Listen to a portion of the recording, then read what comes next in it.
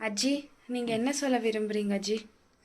எல்லாருக்கும் ஒரு பெரிய சம்பவம் நேற்று ஃப்ளைட் இதாகிட்டு இருக்கிறது. ஆனால் எனக்கு மனசில் தாங்க முடியாத ஒரு கஷ்டத்தை கொடுத்தது அது.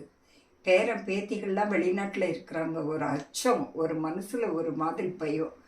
அந்த பயமெல்லாம் தீர்ந்து அத்தனை பேர் செத்து போயிருக்கிறாங்கன்னு கேட்ட உடனே தலையே கெட்டு போச்சு. என் மனசு அதை விட கெட்டு போயிருக்கு. எப்படி இவங்களுக்கெல்லாம் சமாதானம் சொல்லணும்னு எனக்கே தெரியல. நான் இது வரைக்கும் எத்தனையோ வேண்டின்னு இருக்கிறேன் கடவுள்கிட்ட. ஆனால் ஃப்ளைட் ஆக்சிடெண்ட் ஆகக்கூடாதுன்னு நான் ஒரு நாள் வேண்டின்னு இல்லை. இன்னுமே ஃப்ளைட்டு, ரயில், வண்டி எதுவுமே ஆக்சிடெண்ட் ஆகக்கூடாதுன்னு அந்த பரமாத்மா கிட்ட நான் ரொம்ப வேண்டிக்குவேன். எந்த ஒரு ஜீவனும் இந்த மாதிரி துடிச்சு சாகக்கூடாது இந்தியாவில்.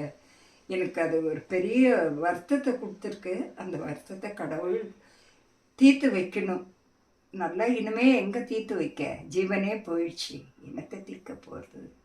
ஆனால் வருத்தம் மட்டும் நிறைய மிச்சம் இருக்குது.